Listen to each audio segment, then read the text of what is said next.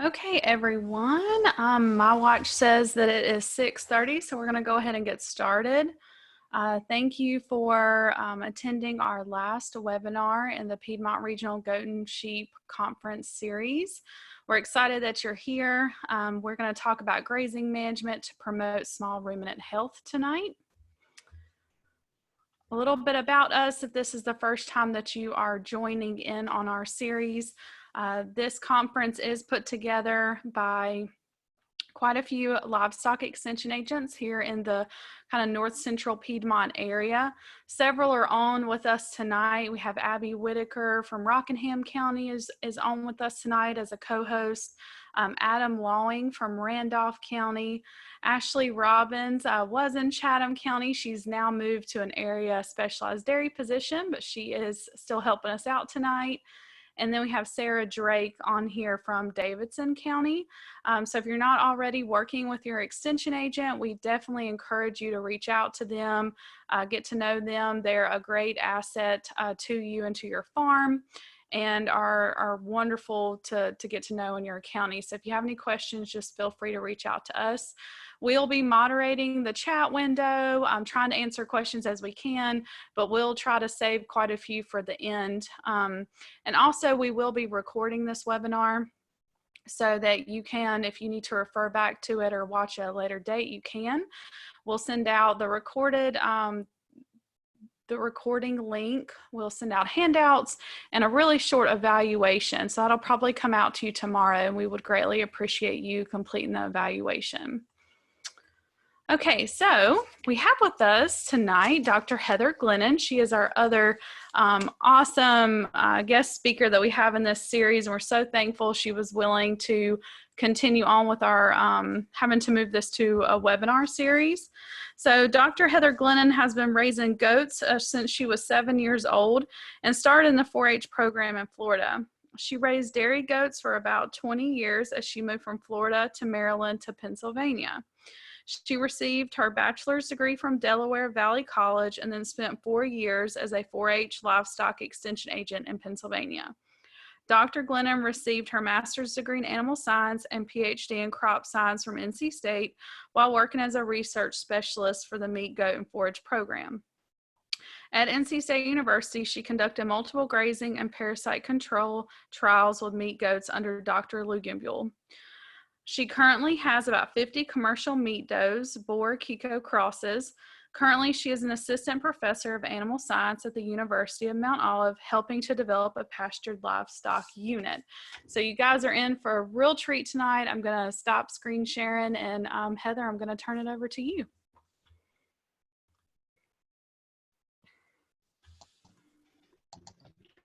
All right, thanks. I'm really excited to be here. I'm going to see if I can share my screen.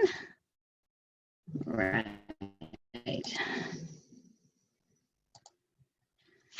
All right. Can you see the slides in?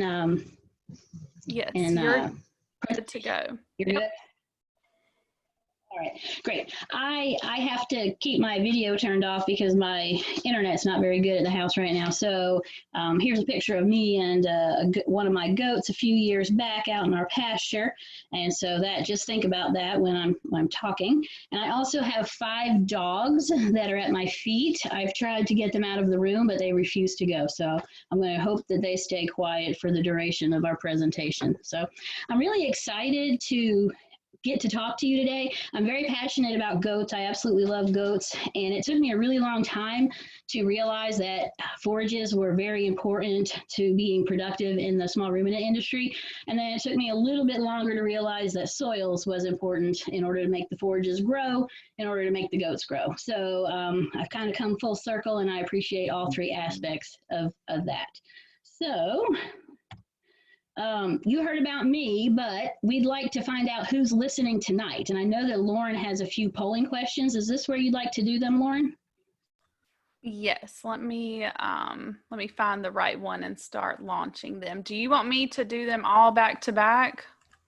Yes, that's fine. Okay. All right, so if everybody will do grazing poll number 1, it is asking, do you raise meat goats, dairy goats, hair sheep, wool sheep, show stock, or other?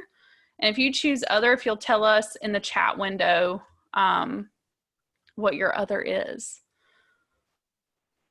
We'll give this up until 1 minute and then I'll go to the next one.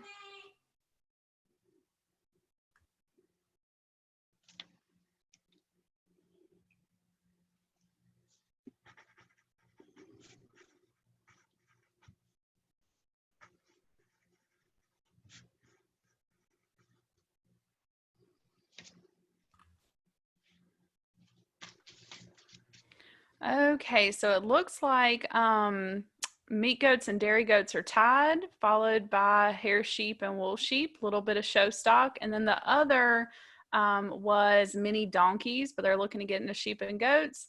And there was another person that said that they don't raise anything at this time, but they're considering it. And another person said none for right now.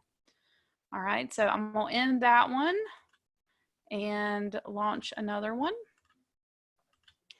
Okay, so if you do have small ruminants, how many do you manage or own right now? So there's 1 to 10, 11 to 20, 21 to 40, and 41 plus.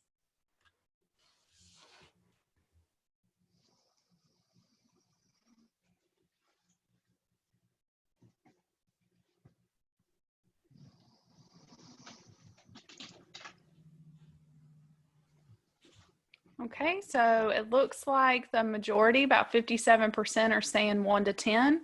And then we have a handful of folks that are falling into all the other categories. So I'm going to stop that one and launch another one. Okay, so this one is how many acres do you currently graze? 0 to 5, 6 to 10, 11 to 25, and 26 plus. 0 meaning you have them dry lotted and you're not grazing at all.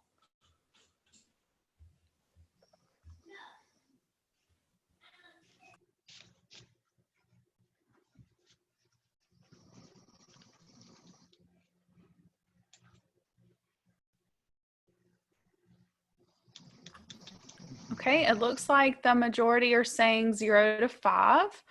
We have a handful of folks in the other categories, and there is one person that says they have 26 plus acres.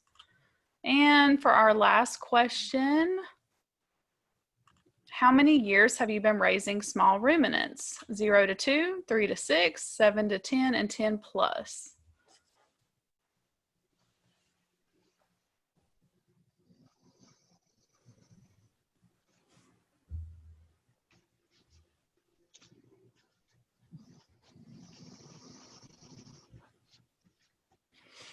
Okay, it looks like the majority are 0 to 2. And we have about 5 in the 3 to 6 category, 5 in the 7 to 10, and there are 6 folks that are saying they have 10 plus years of experience. Okay, back to you, Heather.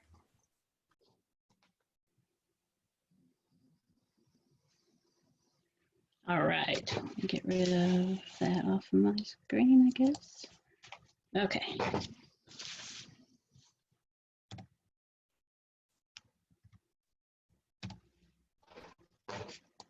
All right, it won't let me move to the next slide. There we go, up and down. Okay, so tonight I've been asked to discuss how we keep our small ruminants healthy and productive using forage selection and grazing management. I'm gonna start by saying I apologize for all the meat goat pictures that you're gonna see tonight. That's currently what I have and what I graze. I love my dairy goats, I just don't have any right now.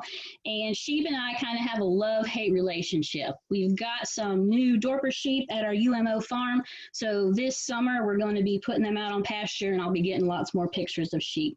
But the concepts that I'm going to talk about today will generally apply across the board, and you can use most of what I say for whatever you're grazing. This picture was taken last summer at our UMO farm. And can you identify any of the forages in there? You don't have to speak. If you want to chat your answer, that's fine. But just take I don't know, 10 or 15 seconds and see if you can identify any of those forages. Okay, hopefully after the talk tonight, we can go back to this picture if you want, and you'll be able to name them all and be experts, okay? There are many ways to raise small ruminants. I just happen to be super passionate about grazing. To me, it's like a puzzle. You have 12 months in a year and dozens of forages to pick from so that you can get as close to 12 months of grazing as possible. That is my production goal as a commercial meat goat producer. But you may have other production goals if you have dairy goats or show stock or wool sheep. So just keep that in mind, that the way that I run my pastures works for me, and the way that you run your pastures is going to work for you. So let's take a look at our cool season plants. Cool season plants grow in the spring and fall of the year. And as you can see, we've got a large peak from March to May, and then a little bit smaller peak from September to November. April is my favorite month of the whole year because that's when everything is nice and green and I can stock my pastures really well. So this list that you see here is not all inclusive, but it has a lot of the common forages that are grown in North Carolina. And I know that Lauren is going to be sending out a planting guide for you that will have a lot of forages on there with planting dates and depths and seeding rates and things of that nature. Okay, but if we look at grasses, the forages that are in blue are perennial, which means that they're going to last or be more productive for more than 1 year. And then anything in black is an annual, meaning that it's only going to have a 1 year life cycle. So bluegrass, brome grass, orchard grass, prairie grass, tall fescue, and perennial ryegrass are some of our top perennials.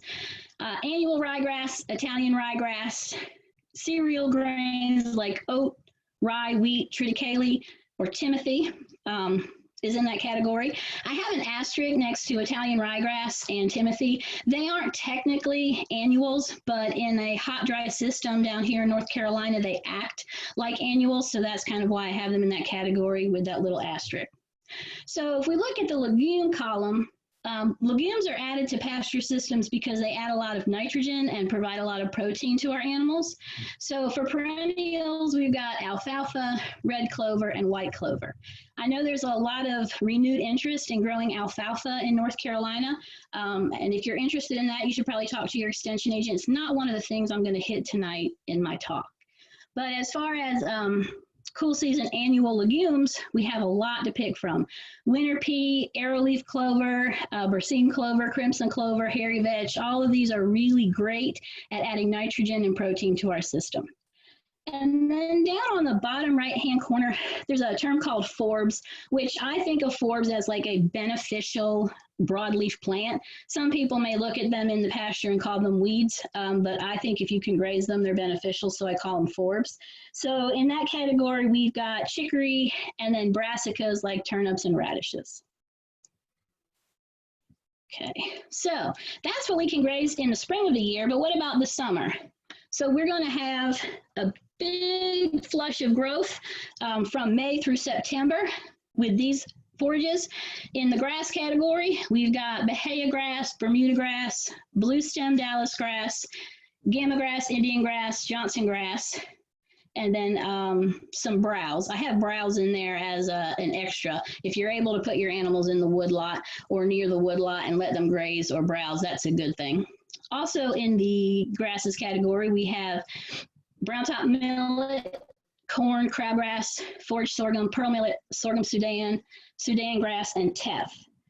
There's also been a lot of interest in growing teff in North Carolina lately, mostly by horse folks, and that plant has a fine leaf and a fine stem, and so they're making a lot of hay out of it for horse folks. I don't know, I have not used it for sheep and goats, but it might be on my summer list to grow.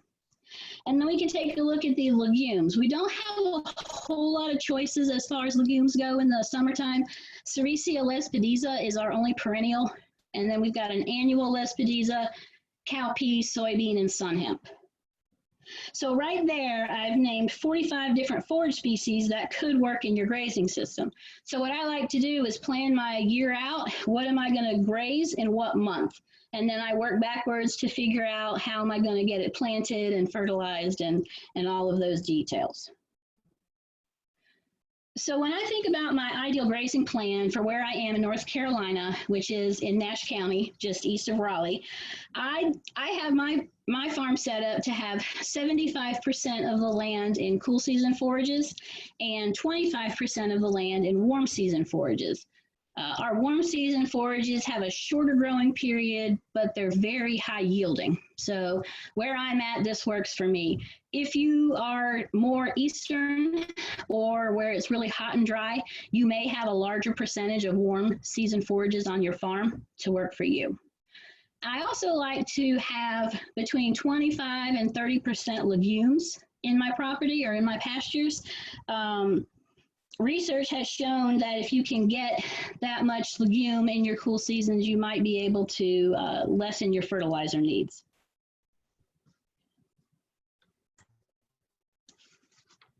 So let's talk about a few of the more popular cool season forages. We've got to start with tall fescue. It grows really well in the Piedmont and mountains of North Carolina where it's a little cooler and a little wetter. It's very easy to establish. It has excellent grazing persistence and a longer grazing season than a lot of the other forages. Again, that planting guide that Lauren will give you may give you start and stop grazing heights, but these are kind of guidelines that I use for myself. When fescue is 8 to 10 inches tall, I'll start grazing it, but I'll remove animals when the plant gets down to 4 inches. I like 4 inches because that helps with parasite control and it also helps with plant regrowth. So if you've got tall fescue naturally growing in your pasture, you probably have, and you didn't plant it, you probably have the Kentucky 31 variety, which has been documented to cause fescue toxicity. And this just means that fescue has a fungus that lives in the plant that produces toxins that can negatively affect the animal. So you might see decreased intake, decreased production, or decreased reproductive performance. An enormous amount of research has been done with tall fescue, with beef cattle and horses, and I have done some at NC State with Dr. Lugenbuehl, and I can talk about that if anybody's got any questions at the end. Okay. So for the last 20 years or so, plant breeders have developed what we call novel endophyte varieties of tall fescue, and they produce little or no toxic ergot alkaloids. So they still have the fungus in the plant that makes it a really strong plant, but it doesn't have the toxic effects that the Kentucky 31 would have. And this list is not all inclusive, and I don't endorse one product over another. There are a lot more on the market. So if you're interested in purchasing one and planting one, I would research them all because they've all got a special, unique characteristic about them that may appeal to you. So when I moved to this farm, Max Q was one of the first ones on the market, and that's what I planted because that was one of the ones I could get my hands on. And keep in mind, if you're going to go this route, it may cost you $50 to $100 per acre to purchase the seed. So you want to make sure that you have your pastures ready to plant before you make that investment, but it is well worth it in the returns you're going to get in animal production. So another popular cool season forage is orchard grass. Now, what I like about orchard grass is that it's more palatable than tall fescue. It has a softer leaf, but it doesn't tolerate heavy grazing, and it doesn't particularly like hot, dry conditions down here.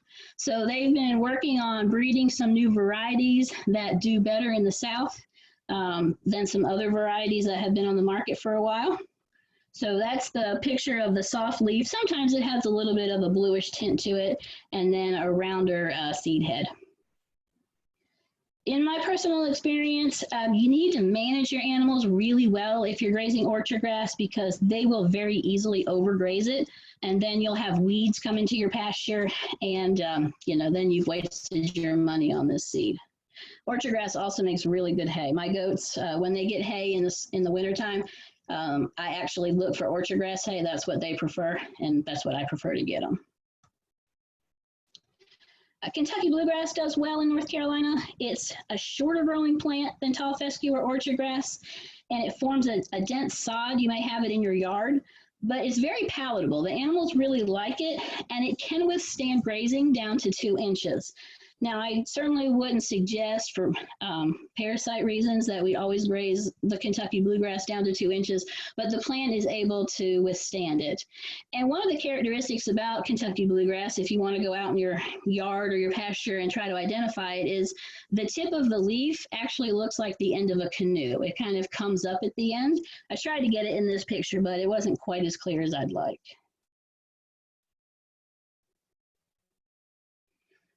So we would also like to include some legumes in our pasture because 2 reasons. Legumes make their own nitrogen. They fix their own nitrogen through a relationship they have with bacteria in the soil. So if you have legumes, you probably aren't going to need to buy fertilizer, at least nitrogen, for your plants.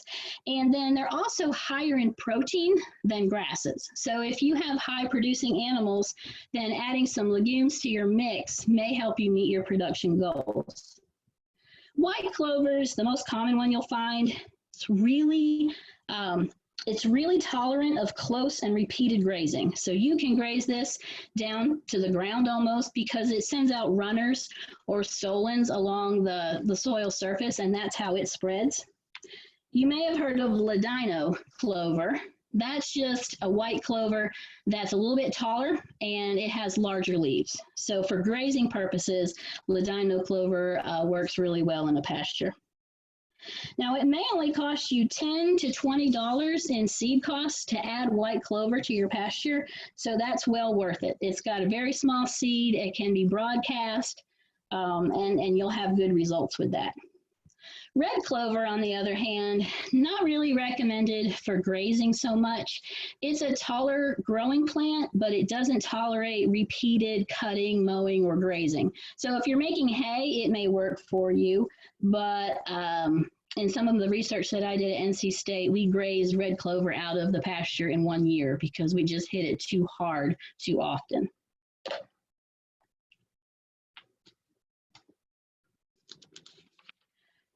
So this is a picture of one of my cool season pastures at home. I planted Regal Grazed Ladino clover and I interseeded it into Max Q tall fescue at my farm. So I put in one of those novel endophyte tall fescues and then I broadcast Ladino clover into it. So my goal is to manage legumes so that they make up 25 to 30% of the dry matter in my pasture.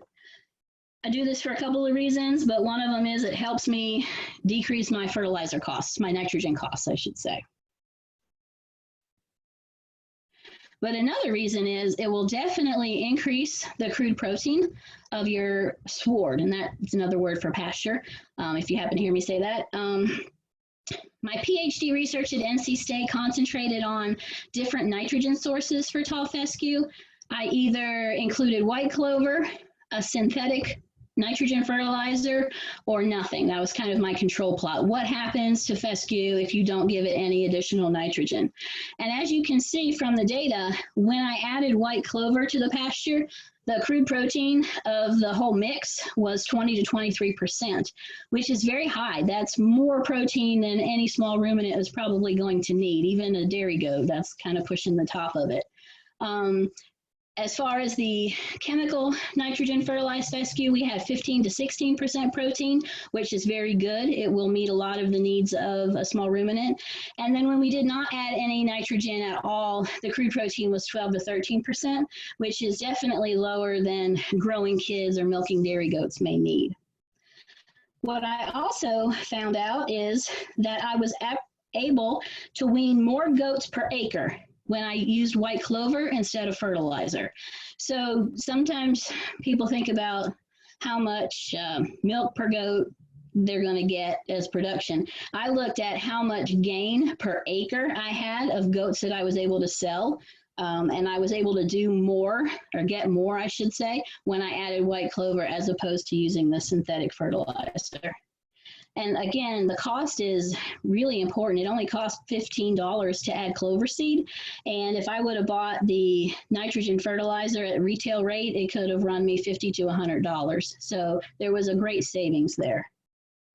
Over the years, though, the animals may tend to graze the white clover out of your pasture, so you just have to keep an eye on it. And if they do happen to be grazing it out and it's less than 25% of your pasture, you may want to reseed and increase that percentage.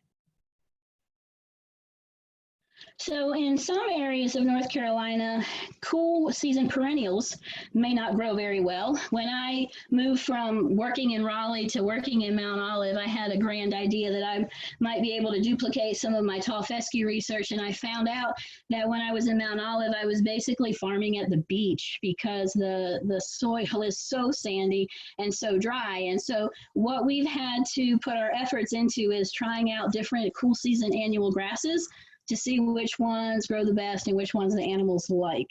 So there's lots that you can pick from: rye, oats, ryegrass. Triticale is a wheat rye hybrid. And the main goal is to pick a variety. If you want to have a longer grazing season, pick a variety of grasses that you can graze at different times of the fall, winter, and early spring. So what's really neat about spring oats, it's a weird name, because if you plant spring oats in the fall, you can graze them late fall, early winter, 50 days after you plant them. So you can graze triticale and cereal rye in the middle of the winter, and then in mid-spring through early summer, you can graze ryegrass. It's the slowest maturing, slowest growing one.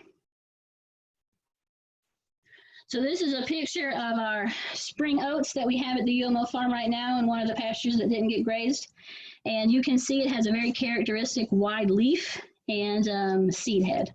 The animals really enjoy eating the seed head. There's going to be a lot of energy in the seeds. And so even though the plant itself is a little too mature for great grazing, the seed head may have some added energy for them.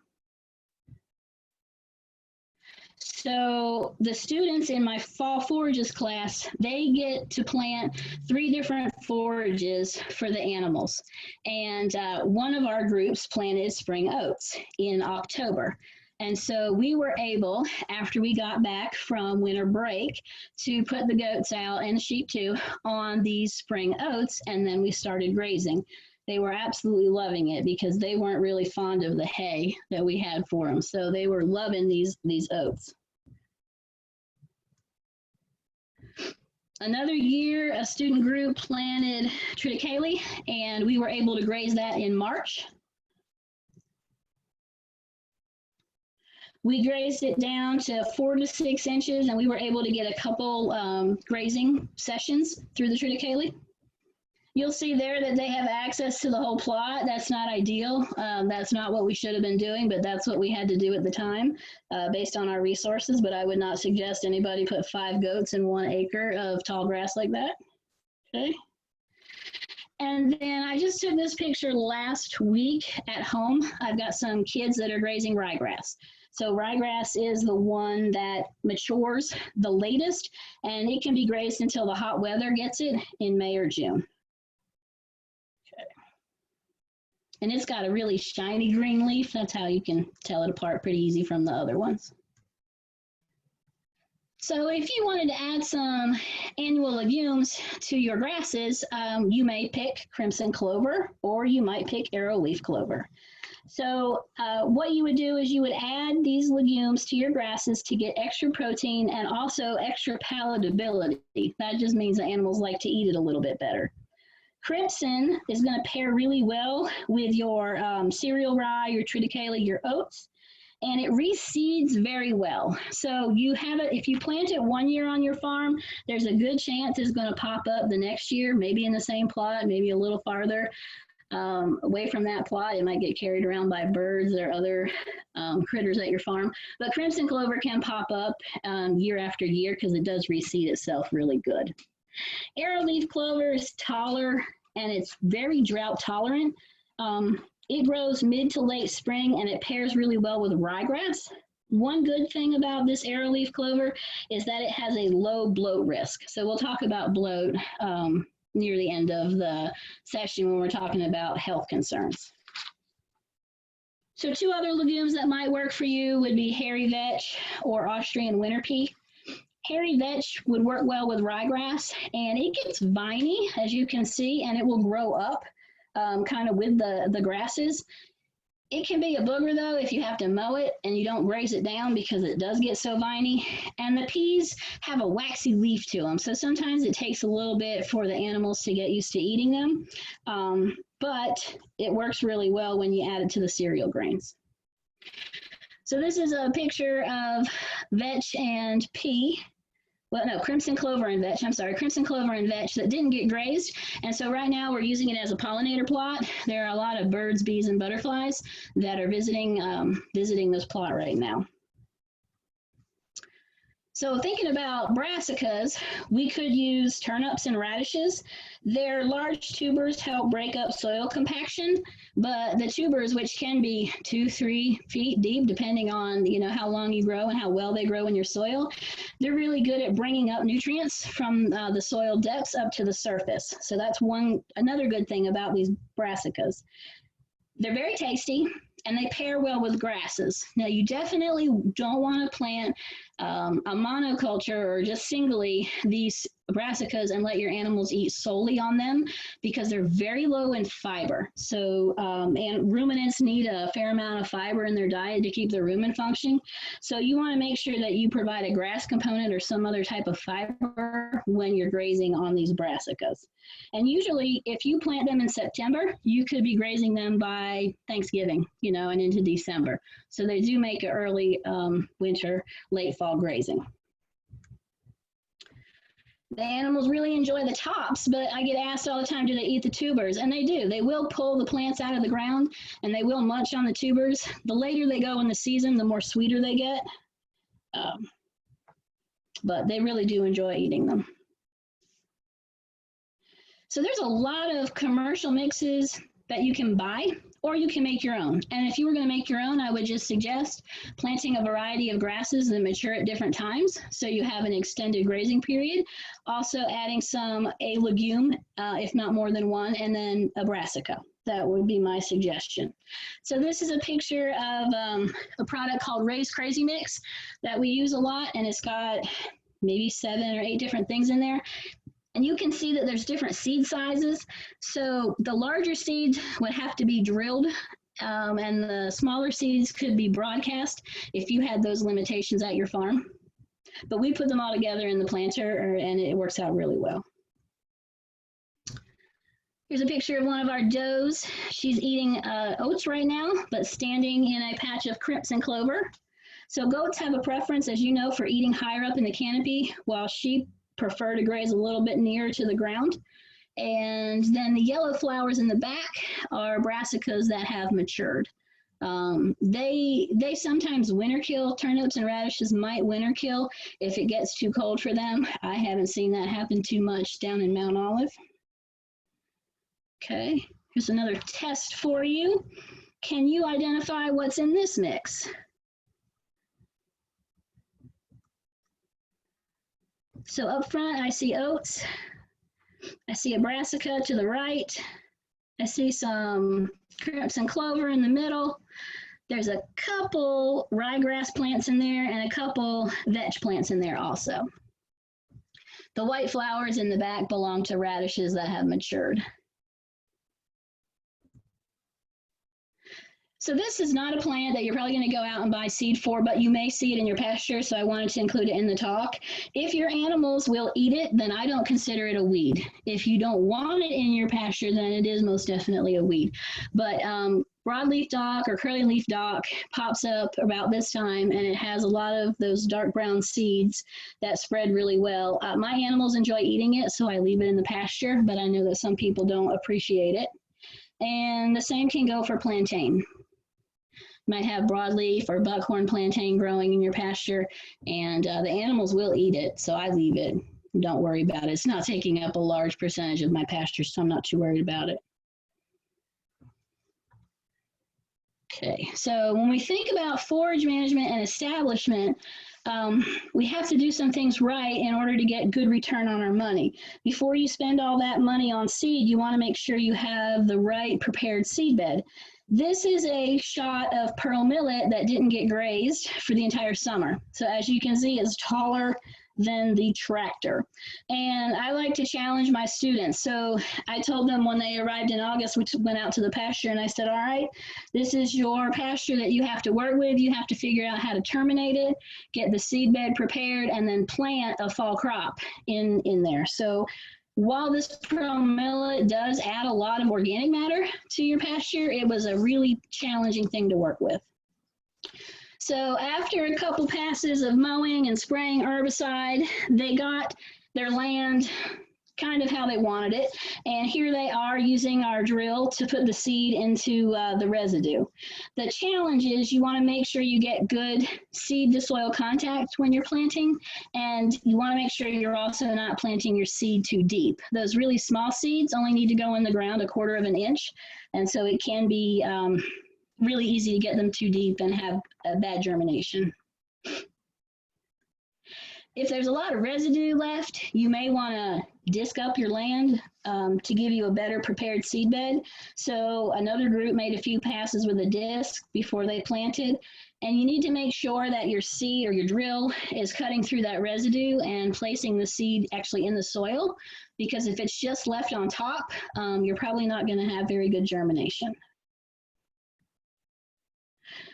So there are advantages to both tilling and no tilling. Before you plant, in our course history, what we have found is when we till, we have more consistent germination because we have more consistent seed to soil contact. But in our no-till plots, we found that, of course, the soil holds more moisture and more organic matter. So we maybe have better overall growth in our no-till pastures because of those added nutrients. So a lot of small ruminant farmers, like myself, don't have access to a drill. I don't have anything at my house except for a spreader that hooks up to the back of the lawnmower. So we may have to broadcast our seed to get anything established. So small seeds like annual ryegrass, crimson clover, radishes, and turnips are going to do really well in a broadcasted system. And what I do is I make sure to broadcast before it rains. Rain's a good helper of driving the seed into the soil a little bit, but you can also roll something over it to make better seed to soil contact. All right, we're going to switch gears a little bit and talk about warm season grasses. So Bermuda grass is key, especially in eastern North Carolina. And while there are some varieties that can be seeded, vegetative sprigs are more commonly used for establishment. So I've got a few names, the sprig that would be sprigged. Coastal Bermuda grass is probably something you've heard of before. Maybe you've even bought coastal hay. Tifton 44, Tifton 85, Midland 99, and Ozark. Those are all varieties that you would buy vegetative, like pieces of the plant, and then sprig them or throw them out, broadcast them into the ground, and then kind of put soil on top of them to get them to grow. And then there are a few varieties that you can seed. There's more here than what I've listed. What's really nice about Bermuda grass is that it's high yielding and it can withstand close grazing. So if you graze it down to 2 inches, which again for parasite control I might not recommend, but if you happen to graze it down to 2 inches, then you're not going to damage the plant. It's got stolons, which are the vegetative runners that go across the ground, and that's how it kind of spreads in your pasture. So don't worry too much about grazing it too short. And if you add nitrogen fertilizer, you're really going to boost the production of your Bermuda grass. One thing to keep in mind, though, is our warm season grasses usually have lower quality than our cool season grasses. It's just the physiology of the plant, but it's something to keep in mind. Okay. So here we have a few yearlings who are grazing Ozark Bermuda grass. They're yearlings, they're not pregnant, they're not producing any milk, and so their nutrient requirements are being easily met by Bermuda grass. Bermuda grass can have low protein values and high fiber values depending on the stage of maturity, so that's something you'd want to look at before you would put high producing animals on it. And again, they have access to a whole acre of Bermuda grass, which is a huge no-no. They're going to be wasting a lot of it. And so we're going to talk about what we would do in that situation a little bit later. So there are a lot of different ways to farm. That's the great thing about agriculture. Some people use chemicals for weed control and some people don't.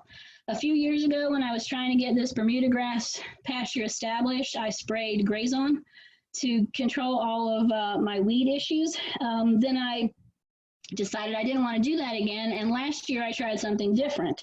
As you can see, mare's tail has become a problem in this pasture, so we brought in the four-legged weed eaters. And while they looked around at the Bermuda grass, they really ran straight for the tall plants and started eating them. So they stayed in here for a decent amount of time, and then they cleaned up their pasture. All right, so the right-hand side is after grazing, and then the left-hand side is where they, were, and that's before grazing.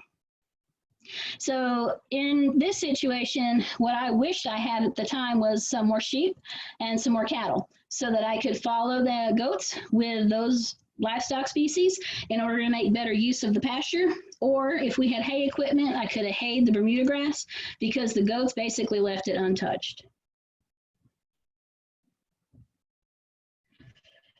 And I'll just briefly mention native warm season grasses. They're not as popular as Bermuda grass, but they do really well in droughty situations and they produce huge yields. So if you can get them established, they're a little difficult to get established, but if you can get them established, it's well worth it. And you don't graze them really short, so it's good for parasite control. You would start grazing them between 18 and 24 inches tall and stop before they got past 8 inches. So they're bunch grasses, as you can see, they grow in big tall bunches. And we worked with a lot of these at NC State, and the goats ate all 3 of these really well. And big blue stem, there are some folks that make blue stem hay, and I know it sells really well too. Fire can be used as a management tool if you have a lot of residue after your Bermuda grass or your warm season perennials. Now, usually you would burn just those species of forages in February or March. You wouldn't burn your cool seasons because they would be vegetative and green and they wouldn't burn, but that's not a tool we use for them. But if you do burn, you're gonna see a quick green up right after this happens. The plants are gonna start sprouting, germinating, coming up out of the ground really well. And then you can add some fertilizer and boom, you're off and running. I will give you a word of caution though. These bunch grasses, if you leave them tall or have them tall in your pasture, birds and bunnies find them really cool to make homes and nesting areas into. And so if you don't want to disrupt the wildlife, burning might not be the best option for you. So there are a lot of different warm season annuals that could work. If you don't necessarily want to have Bermuda grass in your system or don't think the taller bunch grasses will work, the natives, then you may go with some annual grasses. So there's a lot that you can pick from: pearl millet, forage sorghum, Sudan grass, crabgrass even. And they're going to provide a lot of biomass in droughty conditions. But that's a good and a bad thing. Okay, you want to keep that in mind when you plant.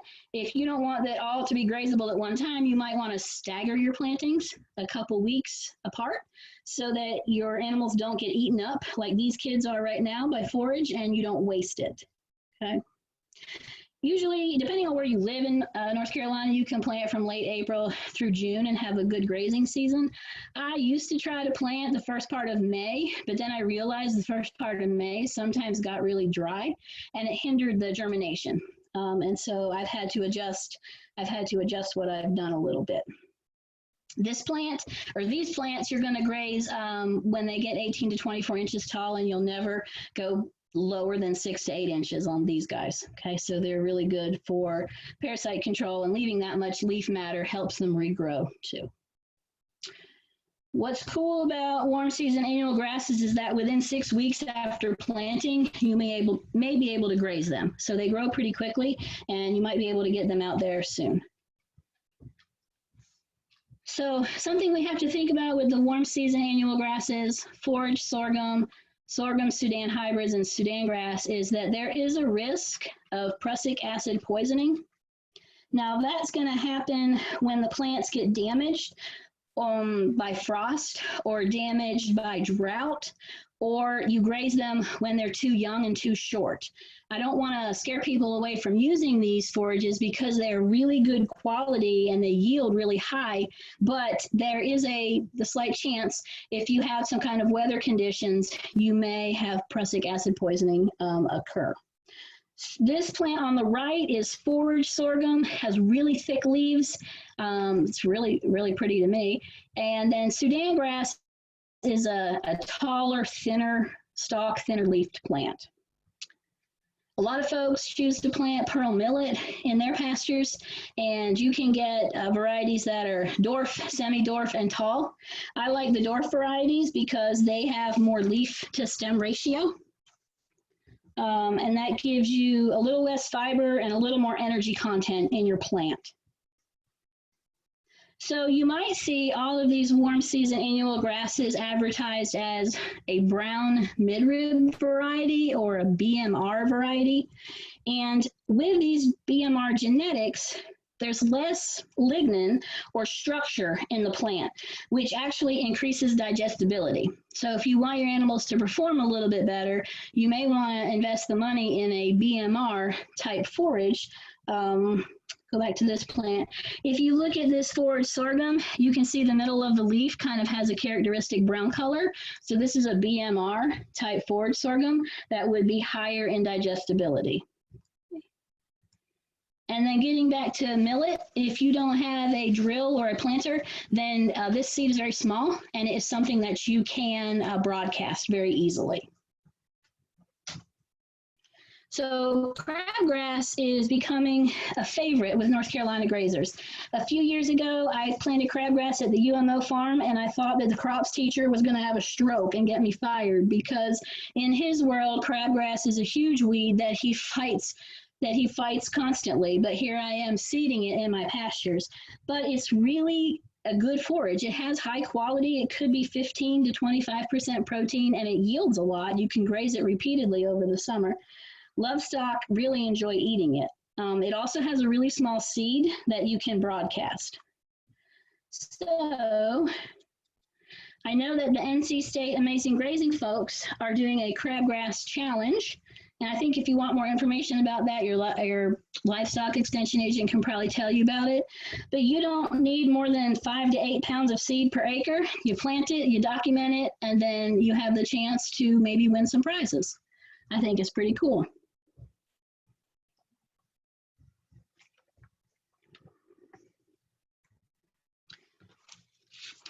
All right, sun hemp is a warm season annual legume. It grows really tall. It can grow taller than me. I've had it grow taller than me before, but the reason we would use it is because the protein in the leaf can be really high, 25 to 30%. Now, again, granted, you don't need that much protein for a small ruminant, but you can mix it with some of the grasses to dilute that protein and have a really good forage. You would start grazing it when it was 2 to 3 feet tall, and then stop grazing it at 1 foot tall. Basically, what the goats are going to do is strip all the leaves off of it. The stalk isn't very nutritional, just like the leaves, so they're probably going to go ahead and strip it. And this is one picture I have of my sheep. They were eating sun hemp, but they were really more interested in the crabgrass that was growing near the soil. They kind of walked over the sun hemp and then decided the crabgrass was more their liking. Cowpea and soybeans are also legumes that have high protein levels, but they are really slow to regrow. They don't have a whole lot of leaf matter left after you graze them, and so they're going to be slow to regrow. You may only get 1 or 2 grazings during the summertime, but they work really well in mixtures. They'll add protein, and then they'll add nitrogen to the soil for later crop. So here is a picture of a warm season annual mix that we used. There's millet in there, sorghum Sudan hybrid, some cowpeas up front. Okay. Obviously, this is a little taller than what I would like to put small ruminants in at. This probably work really good for cattle. Right now, we have too much forage and not enough goats. That's a good problem to have, I guess. There's also some sunflowers in the mix, and I caught this rare photo of my goat eating a sunflower. I absolutely love sunflowers, and I was really hoping they were going to eat around them, but they didn't. So. All right, we also have a problem with pigweed. Raise your hand in your home if you have a problem with pigweed at your farm. My students were really excited. I don't know why, but they found this one humongous pigweed plant in the pasture that had been managed not well. And so they pulled it up and they wanted their picture taken with their humongous pigweed. This is not something to be proud of though, folks. It's really not. So their challenge was they had this much pigweed, this is all pigweed basically, in their pasture, and they had to kind of figure out what they were going to do about it. What we decided to do was put some goats in there, of course. Goats eat anything, right? Not really, but they absolutely loved the pigweed. They took the seed heads down, they even started eating the stalks, and all was good. I had lots of goats eating pigweed, but then I got the NCDA test results back, and it had 3,000 parts per million of a nitrate ion in the pigweed, which isn't at a level where I would be worried, but pigweed is known to be a nitrate accumulator. And so if you have pregnant or lactating animals eating this type of forage, you may start to have some problems if it had a little bit higher nitrate in it. So we got away with it, no problem, because our animals were all healthy and just kind of on a maintenance diet. But it's something to think about. A lot of people tell me their goats won't eat pigweed, but I just tell them they're not hungry enough, okay? My goats, they don't get any grain when they're on pasture, and so they ate the pigweed and they loved it. And this is what it looked like. I think they did a bang-up job, right? It regrew, unfortunately, it regrew, but for a while it looked a little better. We went ahead and mowed it down, the stalks, to try to clean it up a little bit.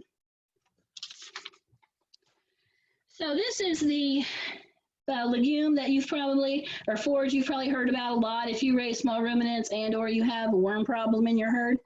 And it's Sericea lespedeza. It's got condensed tannins in it, and the research has shown that condensed tannins can help with a parasite issue in animals if you use it correctly. It's hard to establish because the seed's really small.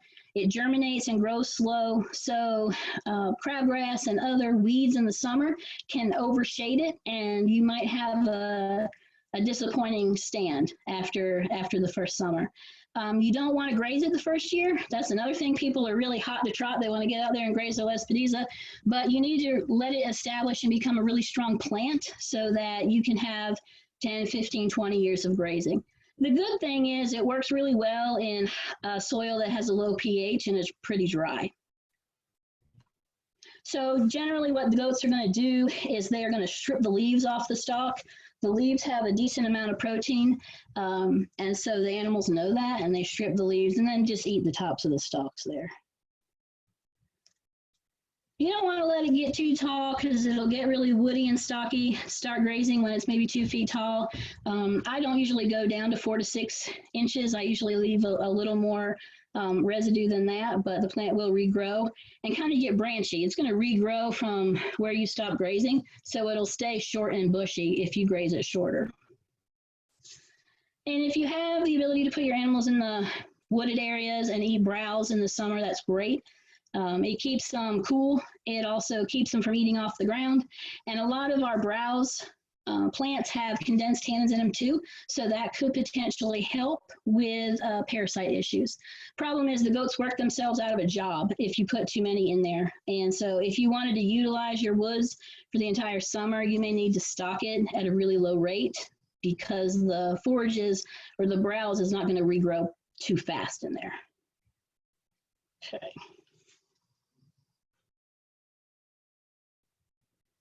So now that we've covered several of the forage options, we're going to talk about grazing management and animal health. And every day when I go out to the farm or the barn, I take a look at every single one of my goats and look at all of these parts to make sure everybody's good. I make everybody stand up and move. I make sure they're not limping. I have a lot of wet grass that my animals stay in, so it is prone to, they are prone to foot rot and foot scald, so I have to make sure that I'm on top of that because that's a real issue to try to take care of, and it's in your soil, and so it can be passed from animal to animal. I watch the moms nurse their kids and make sure they don't have mastitis. I take a look, see if anybody's got a runny nose or swelling under the jaw. Runny nose could be a respiratory issue. Swelling under the jaw could be from parasites. Now, I look at body condition score and coat condition. This is not something that could deteriorate overnight, but I have to keep an eye on it and kind of monitor it to make sure that the animals aren't getting too thin or the coat isn't getting too rough. That could be a number of issues, including having a parasite problem. And last but not least, I always look for diarrhea. Diarrhea could be one of many things that an animal has, but I always have, you know, you're always going to have diarrhea issues with small ruminants one at a time, and you got to figure out, is it worms? Is it just they have an upset stomach? Do they have a bacterial infection? Do they have enterotoxemia? There's lots of reasons they could have diarrhea. So we won't hit on the basics of parasites too much because well, I think there's maybe another webinar coming up in another county that's going to talk on parasites, but I'll be happy to answer questions at the end. Just know, you probably already do know, that the worms that live in the stomachs and the intestines of sheep and goats are the biggest threat to us staying in business, right? They make our animals grow slower. They don't give us the production we want. The animals can sometimes die. It costs us a lot of money to treat them. And right now where I'm at, most of the chemicals are not working anymore. So I have to be creative with my parasite management plan because it can't rely too much on chemicals anymore. So how does that all tie together? Okay, so the way that animals get parasites is by regrazing the areas they've been in. So worms that live in their GI tract pass eggs in the feces, and then the eggs that are on the ground in the feces are going to hatch out if it's hot and humid, which it is for most of the time in North Carolina. So those eggs hatch into larvae, and then those larvae have the ability to move in droplets of water. And then when animals come back and they graze, especially if they graze too short, the animals are going to be ingesting those infected larvae, and that cycle starts all over. So what are we going to do to minimize the parasite issues with our animals using grazing management techniques?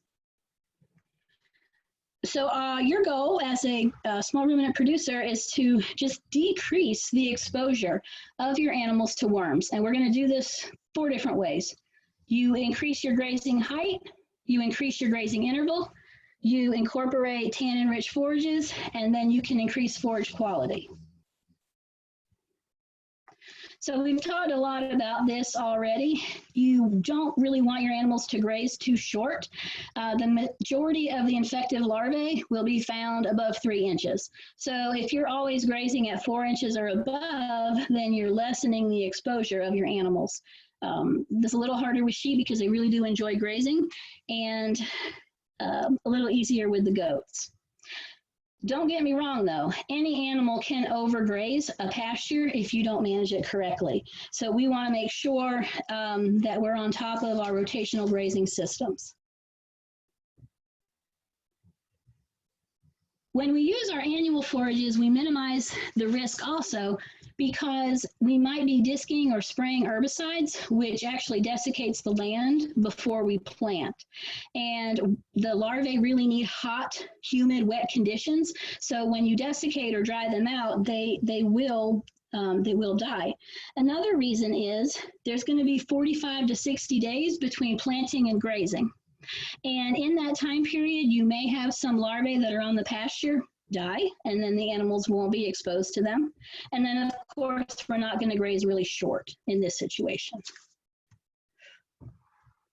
We can also increase the amount of time that the animals have in between grazing the same pasture. We're going to rest the pastures, basically. And you can do that through rotational grazing, multi-species grazing. You can make hay, and obviously you can put them in the woods for a while and rest your pastures. So I see a lot of continuous grazing with all species of animals because it's easy. Animals stay in the same pasture every single day, and what they figure out is they figure out what they like to eat, and they go back to that same plant over and over and over again. And they're going to weaken that plant and basically overgraze it out of the system, and then weeds are going to come in to the system, which the animals aren't going to want. But another thing that happens is these animals are eating where they just defecated. And so there's more of a likelihood that they're going to be picking up the larvae that are going to make them parasitized. So here's a picture of an overgrazed pasture. It had sheep and goats and donkeys on it, and it wasn't really being managed. And you'll see we got some weeds, some soil erosion. The forages that you actually want to be growing aren't there, and if they are there, they're very low producing plants. And so this leads to animals that are sick and animals that aren't their nutritional requirements aren't fully being met. So anytime I get the chance to talk about rotational grazing, I will. I think it's better for the animal, it's better for the land. And that just means you're breaking up your pasture into different paddocks and you move them around. Now, how often do you move them around? It just depends on what's in front of them and where they're at right now. Is there pasture in front of them ready to be grazed? Then we can move them. Is the pasture they're in right now getting down to about 4 inches? Then we need to go ahead and move them. So some things you have to think about before you can rotationally graze are, what kind of interior fences do you want? You can choose to use Electronet, which is an electrified netting system. This is one of my personal favorites that I use at my house a lot. It's temporary, so you can move it around based on the number of animals you have and how much space you want to give them. You do have to make sure that you have an energizer. So if you're close to electricity, you can plug in your energizer, but they do make nice solar chargers now that can be used out in remoter areas. One thing to keep in mind is you don't want your animals to investigate the fence, so you need to keep it super hot. There is the chance that they can get hung up in it, and that's always a disappointing morning when you find that. But this is good predator control. I've never had a predator kill in 20 years of using Electronet on my system. You can choose to use polywire, and you can reel out your polywire depending on how hard-willed your animals are, how much they want to get out is going to determine how many strands you need. I have animals that will jump over it, scoot under it, go through it, get through it any way they possibly can. So this hasn't worked for me, but it does work in a lot of other systems. And I'm very jealous sometimes of cattle producers because they can use one electric wire to keep their cattle in. And sometimes I wish I had a few cattle that I could do that with. So there is a new product on the market that has 4 strands of wire and 10 poles all together in one unit. And you just put the first pole in the ground and you walk, and the wire reels out, and you then walk until you want to put the next post down. You put the next post down and keep walking. It's a pretty neat little setup. So we were talking about how often should you move your animals to the next paddock? How often should you be rotating them? And so here's some things to think about. In the ideal situation, parasite eggs are going to become larvae in 4 to 10 days. Okay, so if you are able to move your animals out of one pasture and into another one before they have the chance to regraze those infective larvae, that's awesome. If it's really hot and humid, it might only take 4 days. If it's a little drier, it might take 10 or more days. Okay, so there's not really a hard and fast number, but the quicker you move them, the less exposure they're going to have. And if you're able to let your grass rest for at least 30 to 45 days, that will allow the forage to stay strong and also to be high quality when you bring them back. Depending on the weather and what you're growing, it could be a little bit longer than that or a little bit shorter. But I will say, when you rotationally graze, you need to be in control of your animals. You put them in at the right time, you take them out at the right time, and that's the best for everybody. So this is a shot of rotationally grazed animals that were in a grass clover pasture, and the polywire did a really good job of keeping them from going to the next section. And that's grazed down to about 4 inches. Personally, I would like to intensively or strip graze animals, and that's a little more time consuming. You have to move your animals every 1 to 3 days. Now, the animals are happy about it because they're getting fresh, palatable grass or clover every, 1 to 3 days, and you're ensuring that they're not regrazing those infective larvae because you're getting them out of there before they have a chance to mature to the L3 stage. So you need to make sure, though, you have enough paddocks to have a long enough grazing cycle for your system. But I found that if you keep animals in a small paddock for more than 3 days, they like to camp out, they dig holes, they all kind of hang out in one spot and kill the vegetation there. So if you keep them on the move, that helps your grass stay in the best condition possible. So a few things that kind of you have to think about before you rotationally graze. Do you have shelter if it's too cold and rainy in the winter? Do you have some shade in the summer? Down in Mount Olive, I don't have not one tree in the middle of our pasture down there. So we have to be creative with our shade. And when you intensively move them every 1 to 3 days, moving shade can be a barrier for a lot of people. Something to think about too, can you get water to each paddock? This may be, you may need to dig underground water lines and put underground water lines in, or you may need to move hoses so that you can continually rotationally graze them and they don't always have to go back to a communal watering hole. That would be the most ideal situation. If you have the ability to multi-species graze, that's great. Sheep and goats share the same worms, but cattle do not share the same worms as small ruminants. So you can use the cattle as kind of vacuum cleaners.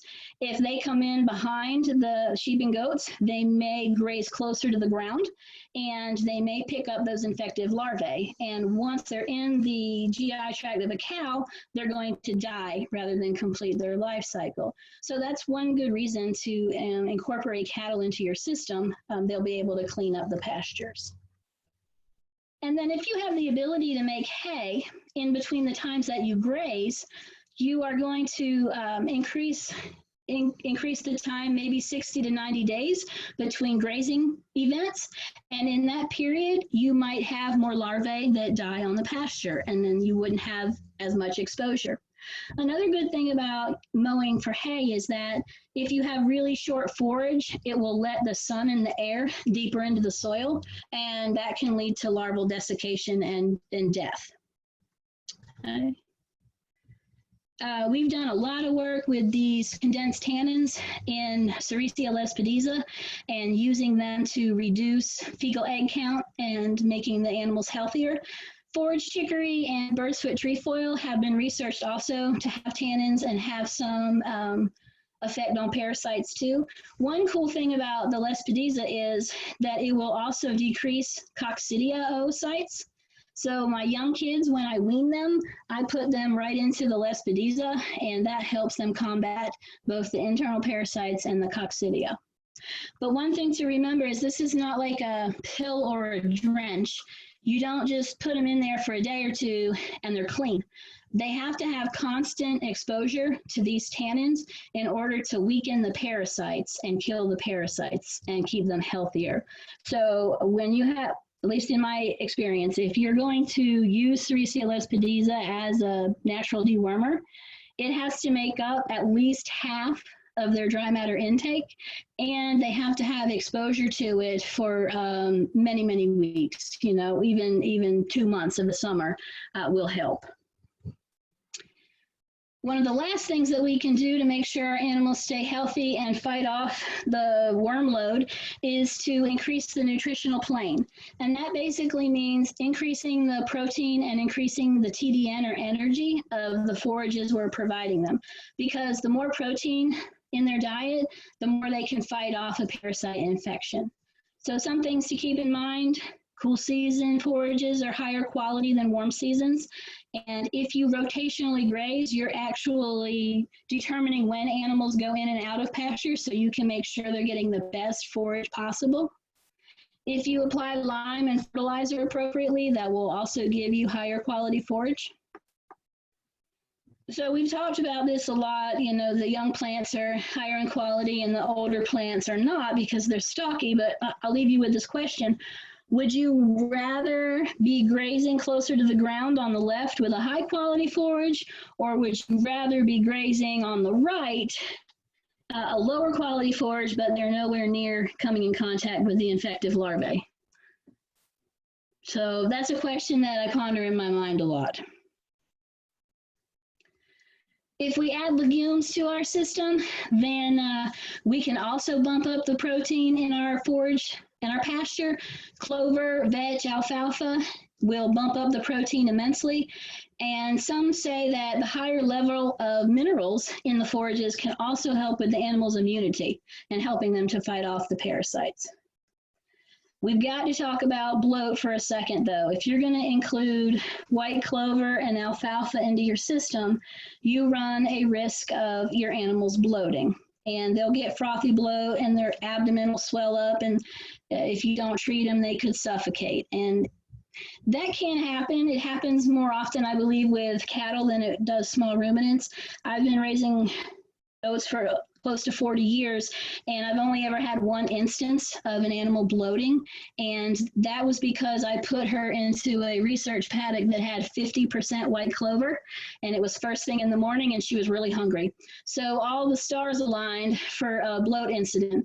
And I came back to check them after I moved them to the new pasture, and she was on the ground, kind of on her side, making noise. You could tell she was bloating, and her annoying children were jumping all over her because she had twin kids that were nursing her. And, you know, she was really irritated by that. So I ran back to the barn to get our bloat guard. And when I got back, she was standing up and she was walking around and she was fine. And I swore 15 minutes earlier she was on her deathbed. And the only thing that I can think is her stupid kids were jumping up and down on her, and they actually burped her, so to speak. They were able to press that gas out of her abdomen so that she could breathe, and then she continued to go back to eating. So that's my only bloat story I have. It's not very exciting, but it's the only one that I've got. But you want to make sure, if you include white clover and alfalfa in your system, that you watch out for bloat. The good thing is anything that has tannins in it, like lespedeza and trefoil, are not going to be at risk of bloating your animals. Crimson clover and red clover have a moderate bloat risk, but the Sericea lespedeza, you don't have to worry about that at all, which is a good thing. Okay. And last but not least, I'll just encourage everybody to manage their animals that have nutritional requirements that are different, manage them differently. Don't just put everybody in the same pasture and feed them the same thing, because they need different levels of protein, different levels of energy, and they each have different immunities to parasites. And this is a group of men that are, you know, awestruck by the ladies in the pasture next to them. And so a lot of times our bucks don't need a whole lot of nutrition except for right before breeding season, but our does that are nursing may. So if you have the ability to manage them separately, I would encourage you to do that. So your goal after tonight is to go home and think about how you can implement these 4 grazing management strategies into your system to help reduce your worm load, and also go back to those 2 charts and see if there's anything that you think might work in your system to extend the grazing of your small ruminants. Okay. I know I went a little bit over an hour. I apologize. I tried to speed it up there at the end, but I'll be happy to try to answer any questions you have. Thank you so much, Dr. Glennon. I'm going to go to the chat window and kind of moderate the questions. There was a question that came in that I answered, but I do want to see if you've got anything extra to add to it. Cindy had asked, do you cut paths for your electric fence lines? Most definitely. That is the leading cause of your charger not working very well. That electronet draws a lot of charge. So you can either mow it with a lawnmower, a bush hog, or a weed eater. Just don't get the fence caught up in the weed eater, but definitely have to mow it. So Megan and Adam asked, would taller plants be an issue for sheep? Should we stick with shorter forage? That's a good question. I'm going to say, I don't have a lot of hands-on experience with sheep, but I would say that they will adapt to your system, right? If you only give them tall plants to eat, then they're going to eat tall plants, I would say. I think the important part is to make sure they have an appropriate size paddock so that they're not trampling it down, and that they don't have too much forage to work with in that regard. They also had 2 more questions. So they asked, is poison ivy an issue for sheep if we let them browse? It's not an issue for poison ivy. I'm glad you brought up that question. I had a breach in my fence. I had turned my fence off to do my electronet to do some work to it, and the goats know when I turned the fence off, and they bolted through the electronet, and one goat got tangled in it, but it was off. Anyway, they went into the woods and they got in the poison ivy. So poison ivy doesn't affect the goats or the sheep. They absolutely love to eat it. The problem is when I went to get the kids out of the woods and back into the pasture, I had to pick them up and carry them, and now I have a really expansive poison ivy all over my arms. So it's not a problem for the animals. It's just a problem for you if you touch them after they eat it. Okay. They also asked, how easily can sheep get bloat from white clover? They can get it as easily as the goat. As the goats.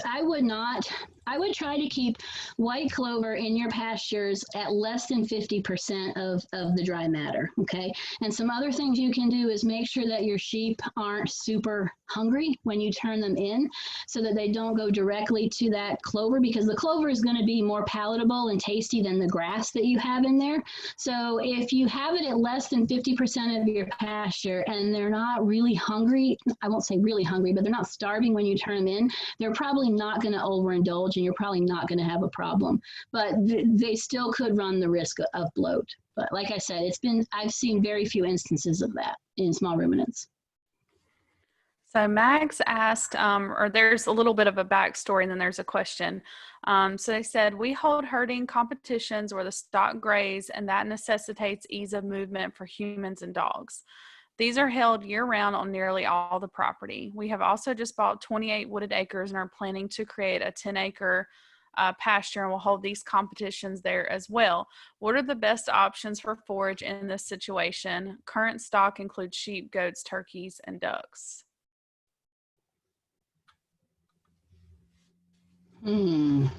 So are you looking for a shorter forage, or are you looking for something that can withstand foot traffic? I guess that's my question. So Claire said both. Okay, all right. I think she also has a similar situation.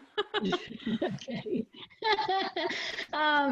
Bluegrass, if you're looking at cool seasons, then your bluegrass is going to do well if you keep it short all the time, and your fescue is going to do well if you run it all the time. But your fescue is going to be a little taller than your bluegrass would be, and a little more bunchier. So I don't know, for ease of movement through the field, if you'd rather have a sod with like a bluegrass grass, or if you'd like to have bunches of grass, and that would be more the tall fescue. But tall fescue can, you can do a whole lot to it, and it's gonna withstand the abuse. So Jeff had a couple of questions. He said, we were told to clip the top of fescue grass when it started to seed out to reduce toxins. Would you recommend this?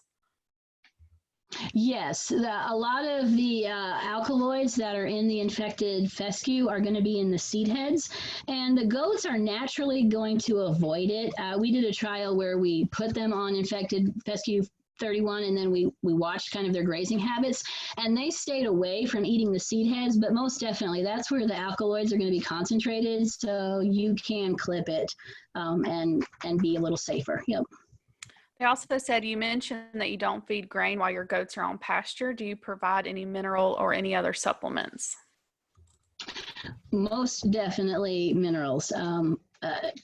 for many reasons, but I don't provide a free choice mineral because on pasture I find my animals are very wasteful, and the environmental conditions and them standing in buckets and whatnot. So what I do is every other day I'll go out with minerals, and I know about how much they'll clean up in about an hour's time. And I go out every 2 days and I provide minerals to them, and I watch to make sure that everyone eats it and that it gets cleaned up and not wasted. And so if I go back in 2 days and they don't eat it all, I know that I've met their mineral requirements. But if they continually lick each bucket clean every time I put it out, then I'll add more to my bucket. Okay, so we had another question come in. Can orchard grass or fescue be established by broadcasting in Western North Carolina? So I did broadcast my Max Q fescue at my farm, my personal farm. I don't have a drill, and that's how I got the Max Q fescue established, was I broadcast it. And so with those grass seeds, they don't have to go very deep into the soil. Only, maybe a half of an inch is ideal if you were going to drill them. But if you have a way to push them into the soil, or like I said, if it's wetter soil, which it may be in Western North Carolina, you might have a little bit more moisture in the soil, and you broadcast it before some rain event, you may be able to have good establishment. I did anyway, but I have a wetter soil here, so it worked for me. Okay, do we have any other questions? Because if not, we're going to close out the webinar. Okay, so we have one last question. Okay, a few of our pastures are overrun with buttercups. What is the best solution to get rid of them? Do you have to use a herbicide? That's a good question. I hate that I don't have much. I hate that I don't have much experience with buttercups. I would probably start trying to mow it out. Repeated mowing of anything is going to deplete the energy reserves in the roots. And so if you mow something or graze it enough times, you're going to kill it off. But in respect to buttercups, I can't really give you a great answer for that. But I would try repeated mowings if you weren't in favor of using an herbicide. So I can talk to buttercups because we've had quite a bit of dealing with them here. One question that I always ask folks, that have certain weeds, is what is the current situation with those weeds in that pasture? So buttercups do not compete well with forage. So if your forage is thin in those areas that you've got buttercups coming into, say it's a sacrifice area or an area that's maybe been overgrazed, work to improve that pasture management or that grazing management, and that'll kind of take care of itself. And in other regards, a buttercup is super easy to kill with like a 2,4-D product, something that's a hit and kill type product. But you want to control it if you are to spray a herbicide, either like later in the fall or late winter or early spring before it flowers out, because when it flowers, it's done its job. So you really want to get in there and spray it like in the February-March timeframe, when all of it has germinated in that field. So there's a couple of ways to do that, but buttercup is also toxic. Usually animals avoid it. They don't really graze it. So you definitely have to work on your pasture grazing management, or, you can mow like Dr. Glennon mentioned. But there's several approaches you can take, but I advocate that you look at your situation, talk with your extension agent, and hopefully correct what's going on there in that field. All right, good advice. Right. Okay, well, thank you, everyone. Thank you again to Dr. Heather Glennon for getting on here. You guys got an incredible amount of information in actually a short amount of time. I'm very impressed with how much she packed into this presentation. So thank you all so much. We hope you have a wonderful evening, and look for my email hopefully tomorrow. Thanks for joining in. I appreciate sharing what I could.